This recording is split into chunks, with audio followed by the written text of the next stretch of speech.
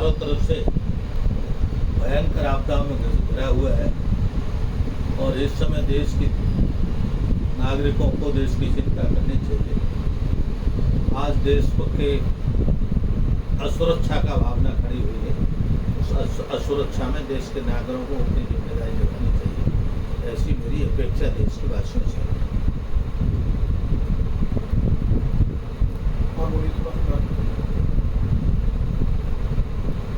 भारत के नेताओं का अच्छा हाल नहीं है और भारत के नेता पता नहीं कहाँ सोए हुए हैं, जिनको भारतवासियों की चिंता की जगह वो अपनी चिंता मस्त है। तो भारत के नेताओं को भी अपनी जिम्मेदारी निभाते हुए भारत के नेताओं को भारत की तरफ ध्यान देना चाहिए और विदेशी यात्राओं पर ध्यान कम करना चाहिए, भारत पर ज़्यादा ध्यान देना चाहिए। तो विदेश यात्रा कौन कर रहा है? हमारे देश के प्रधानमंत्री, आप जानते हैं, विदेशी यात्राओं के विशेष शौकीन हैं। तो मैं उनको यही कहूँगा कि इस समय विदेश की यात्राएं बंद कर दें। आपने ही कहा है, पूरे देश को संदेश दिया है कि हमारे यहाँ डीजल और पेट्रोल का बहुत अभाव है और संकट आ सकता है। उस संकट की घड़ी में आप भी सहयोगी बने, आप विदेश यात्राएं बंद कर दें। वो तो जनता के लिए है सर। तो बंद है।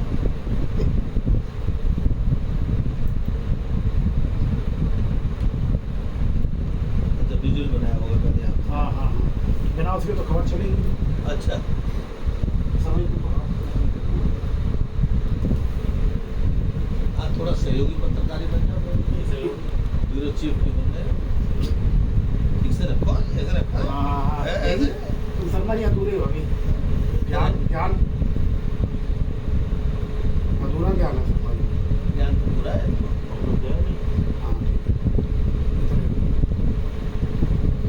महाराज जी क्या कहेंगे, जिस तरीके से लगातार पेट्रोल डीजल के दाम पिछले एक हफ्ते में 4 बार बढ़े हैं?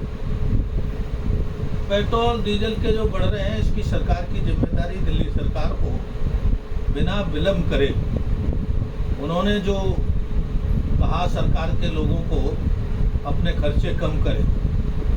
मैं ये कहूँगा, सरकारी खर्चे कम कहने से नहीं होंगे, सारी उनकी यात्राएं बंद कर दी जाए। इस समय जितने मंत्री हैं भारत के, सबकी जो है गाड़ियों से यात्राएं बंद हो। और ये जो गाड़ियों पे बिना मतलब कि बहुत सारे 20-20 गाड़ियों का समूह चलता है, तो ये बंद होना चाहिए अगर वास्तव में डीजल और पेट्रोल का भारत में अभाव है, मोदी जी के कहने के अनुसार। दूसरी बात ये है कि मोदी जी से भी मैं निवेदन करूंगा, आप देश के हमारे लिए गौरव हैं, तो कम से कम आप भी विदेश यात्राएं बंद कर दें, क्योंकि आपने देशवासियों से देश के संकट से लड़ने के लिए आह्वान किया है। तो आपकी यात्रा में आपको पता ही है कितना खर्चा होता है, तो आप थोड़े दिन के लिए यात्राएं बंद कर लें। और मैं ये नहीं कहता हूं कि आप विदेशियों से संपर्क ना करें। आजकल तो आपके पास मोबाइल हाईटेक हैं, आपके पास बहुत सारे साधन हैं जिससे आप बिना जाए आमने सामने बात कर सकते हैं। तो आप हाईटेक साधनों का आप क्यों नहीं उपयोग कर रहे हैं? अधिक से अधिक आप क्यों टूर कर रहे हैं? इसका मतलब ये है आपकी भी मनोवृत्ति केवल विदेश की बन गई है, तो ये विदेश जाने की आदत कम करें आप। तो उन्होंने तो कहा है कि उन्होंने खुद काफिला कम कर दिया था, मंत्रियों ने किया। एक दिन ही तो हुआ काफिला, केवल आप सबको दिखाने के लिए। तो ये काफिला ऐसा बंद करने से क्या फायदा है?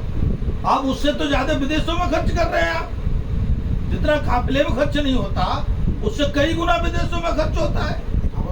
तो दिखावा ही है ये। देश के प्रधानमंत्री का दिखावा करे, ये देश का दुर्भाग्य है। इससे बड़ा कोई दूसरा दुर्भाग्य नहीं हो सकता। प्रधानमंत्री को कोई देश से आग्रह करता है तो प्रधानमंत्री को खुद पालन करना चाहिए और उनको लाल बहादुर शास्त्री से प्रेरणा लेना चाहिए। हमारे देश में जब अन्न का संकट आया था तो लाल बहादुर शास्त्री ने स्वयं व्रत रख करके तब देशवासियों को व्रत की बात कही थी। और ऐसा नहीं कि एक बार व्रत रख करके उन्होंने छोड़ दिया हो, उन्होंने उस व्रत का खुद पालन किया। और एक धोती एक कुर्ता, 2 धोती 2 कुर्ते से ज्यादा उनके जीवन में नहीं रहा। तो आप कम से कम लाल बहादुर शास्त्री जी से कुछ प्रेरणा ले लीजिए। आपके गौरव हैं, इस देश के गौरव हैं लाल बहादुर शास्त्री। उससे बड़ा मितव्ययी इस देश में आज तक कोई प्रधानमंत्री नहीं हुआ। या तो आप देश को बरगला रहे हैं, देश संकट में नहीं है लेकिन आप बरगला रहे हैं। अगर देश संकट में है तो लाल बहादुर शास्त्री का आप अनुसरण करें ताकि आप देश के लोकप्रिय प्रधानमंत्री हो सके। हम ये आपके हित में कह रहे हैं, शायद आपको बुरी लग रही होगी और आपको बुरी नहीं लगनी चाहिए, और हम आपके हित में बात कह रहे हैं। दूसरा, उत्तर प्रदेश के डिप्टी सीएम है ब्रजेश पाठक। मुरादाबाद में उनका जो सरकारी प्लेन था उसमें धुआं निकलने लगा, क्या कहेंगे आप? उत्तर प्रदेश में योगी के बाद अगर कोई लोकप्रिय नेता है तो वो है ब्रजेश पाठक, और एकमात्र उत्तर प्रदेश में नेता है जिसके यहाँ प्रजा सुबह 5,000 आ जाओ 10,000 आ जाओ भोजन भंडारा कराता है और उनका काम करता है। ये मैं बात वैसे ही नहीं कह रहा हूँ, मैंने प्रत्यक्ष आंखों से देखी है। सुबह 8 बजे भंडारा शुरू हो जाता है और जब तक लोग आते हैं उनको सबको भोजन कराता है। केवल उत्तर प्रदेश में एक ऐसा उप मुख्यमंत्री है, रातों दिन उत्तर प्रदेश वासियों के लिए काम करता है। तो कहीं लगता है कि ब्रजेश पाठक विरोधियों की आंखों में तो नहीं खटक रहे, कहीं लोगों को ये तो नहीं लग रहा कि अगले मुख्यमंत्री यही हो जाए, तो कहीं कोई उनको निपटाने का कोई षड्यंत्र तो नहीं है। मैं दिल्ली सरकार से करूंगा उनके हेलीकॉप्टर की विशेष जांच की जाए और उनकी सुरक्षा की विशेष चिंता की जाए, क्योंकि ब्रजेश पाठक उत्तर प्रदेश के गौरव है। महाराज जी, एक घटना हुई लखनऊ में जो अधिवक्ताओं के चैम्बर तोड़ने की बात आई थी, जिसके बाद पुलिस ने लाठीचार्ज किया, काफी मामला तूल पकड़ा हुआ, उसे लेकर क्या कहेंगे? लगता है कि हमारे योगी जी को मति भ्रम हो गया है। पहले उनका बुलडोजर उत्तर प्रदेश द्रोहियों के ऊपर चलता था, जो उत्तर प्रदेश की अव्यवस्था करते थे, जो उत्तर प्रदेश की नियम कानून व्यवस्थाओं का पालन नहीं करते थे, उनका बुलडोजर उन पर चलता था। पूरे देश ने उनके बुलडोजर को सराहा, लेकिन लगता है उनको मत भ्रम होने के कारण से उनका बुलडोजर अब अपने लोगों पे बुलडोजर चलने लगा है। तो योगी जी, मैं आपसे निवेदन करता हूँ, ये अपने लोगों पे जो आप बुलडोजर चला रहे हैं, जो कानून का पालन करवाते हैं, आप उनके ऊपर बुलडोजर चला रहे हैं, आप उन पे हमला कर रहे हैं, तो आपको समझ में नहीं आ रहा है, आप अपने पैर में कुल्हाड़ी मार रहे हैं। योगी जी, आप किनकी सलाह पे चल रहे हैं और आपको कौन सलाह दे रहा है?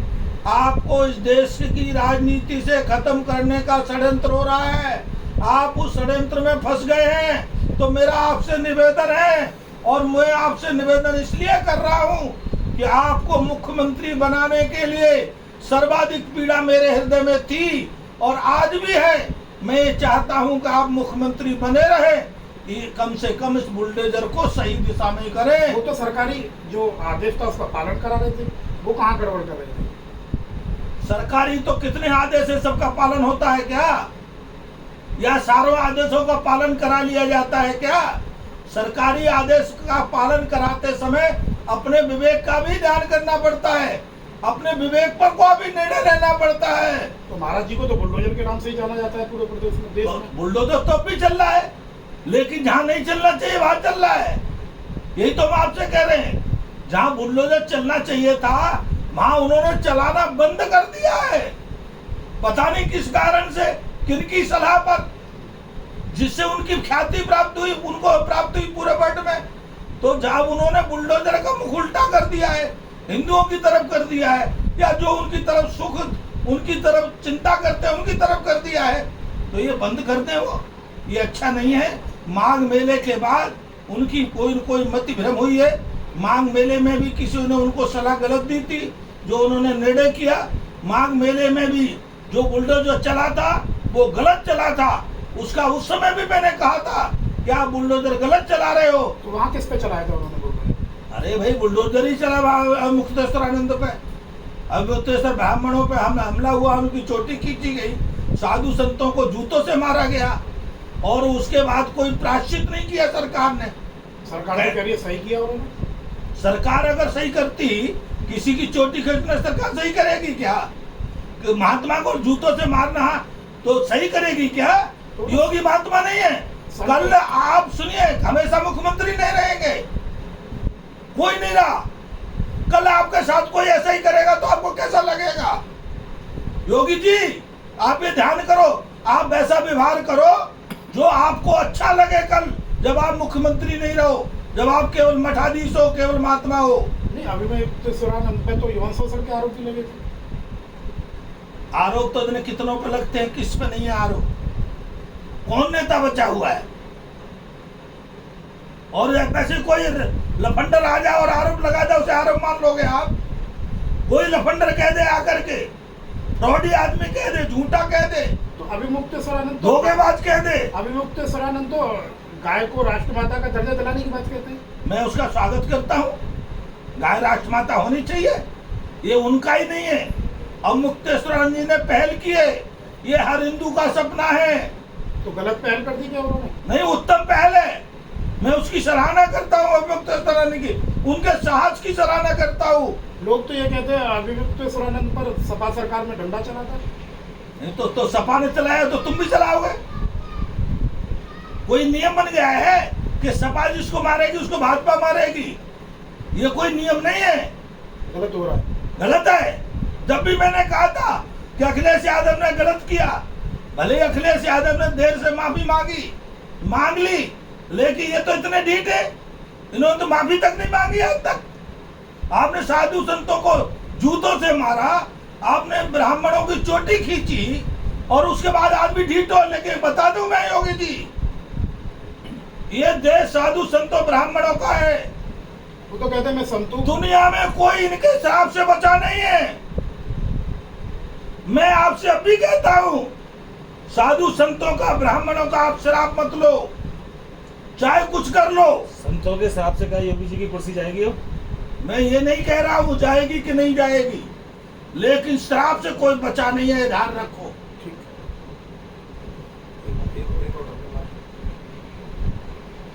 अलीगढ़ मुस्लिम विश्वविद्यालय में आए दिन तमाम ऐसे एलिमेंट पकड़े जाते हैं जो यूनिवर्सिटी से कोई संबंध नहीं रखते, क्या कहेंगे आप? अलीगढ़ मुस्लिम विश्वविद्यालय केवल आतंकवादी पैदा करने की फैक्ट्री है। ये मैं पहले भी कई बार कह चुका हूँ, और पता नहीं सरकार इसको अब तक क्यों बचा रही है। जहाँ आतंकवादी पैदा होते हैं, जहाँ गने बनती हैं, गनों की सप्लाई होती है, जहाँ पर पढ़ाई के नाम पर देशद्रोही गतिविधि होती है, उस यूनिवर्सिटी को सरकार क्यों बचाए हुए है? सरकार को अब तक उसे खत्म कर देना चाहिए, बिना विलंब के खत्म करने देना चाहिए।